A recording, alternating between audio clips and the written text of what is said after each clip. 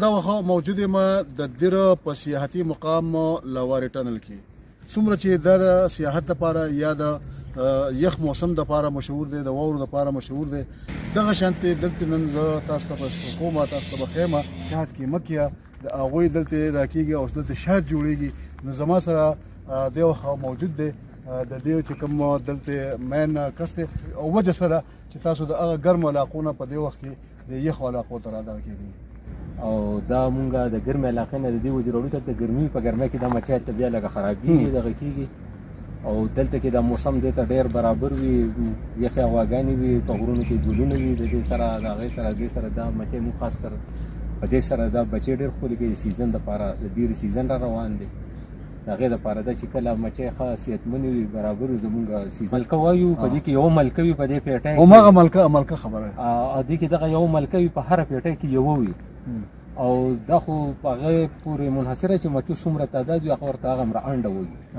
دغه یو ملکه په دې کې انډه وایي او هغه بیا د هغې سره د باقي مچۍ هغه انډه سنبالوي یا بچي هغه دغه کوي. چې هغه څومره پیټۍ صحتمنه وي، ملکه صحتمنه وي، پیټۍ صحتمنه وي، د هغې سره دغه دا راته ووایه چې د دې یخو علاقو چې دلته کم دغه شي یا د دې کې دا کم ګلونه چې دلته دا خوري یا زده کېږي او د دې نه شهد جوړېږي، نو دا ډېر زیات مشهور وي که نه چې هغه کومه میداني علاقو کې یا ګرمه علاقو کې چې کم جوړېږي هغه وجه سره هغه د غرونو شاید هم ډېر پیدامن وي. هغه د دغه نه وروسته دی خو د ټول نه په اول نمبر بیره ده هغه وي چې سیزن د دې خپل لګي د بیا چینی نه خوري او دا چې کله مونږ سیزن ته برابر کو دی لنګ په سیزن کې چینی نه ورکو، دلته دی لنګ د چینی ورکو د دې لپاره ورکو چې دا یو سیزن کې به تاسو څونه کیلو شهد د دې نه کوئ؟ د دې خو د فارم د سیاحت چې فارم وي او صحتمن وي د هغې مطابق خبره ده یو پیټۍ د 5 کیلو نه ولې 10 کیلو پورې یا داسې مونږ شهد راکوي. او څونه پیټۍ ستاسو سره لکه دې کې هم درسره ستاسو په دې کوزې کې هم دې څونه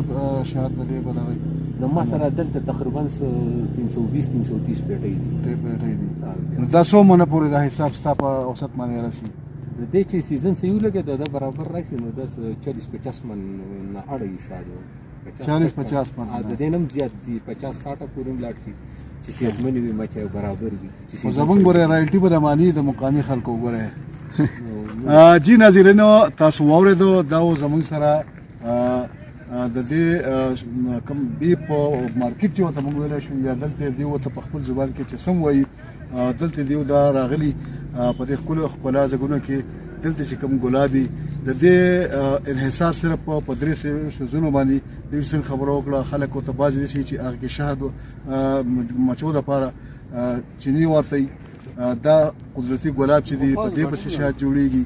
او یو شی پکې بل دی چې هغې کې هم جوړېږي. خو چې کوم مین خبره ده کېږي په هره پیټۍ کې چې کومه ملکه وي نو د هغه ملکې خپله اهمیت او هلته بیا د دې چې کوم شهد جوړېږي هغه په ډېر ښه تعداد سره او ډېر ښکلي خواږه او مشهور وي. دا زمونږ مهمان چې دلته کوم موجود و چې تقریبا په منونو حساب باندې په یو سیزن کې مونږه شهد تیاریږي او دا کېږي. خو چونکې دا یو ډېر ګران کار دی، ډېر عمل دی، ځکه چې دا دلته د سوونو کیلومتر راغلي دلته اوسېږي، د دې ته دلته ټینټونه لګولي، هغې ته خوراکي څښاکي. نو بهرحال د دې خپل محنت دی، خپل میزبان ته ورکوي. اجازه ته الله حافظ.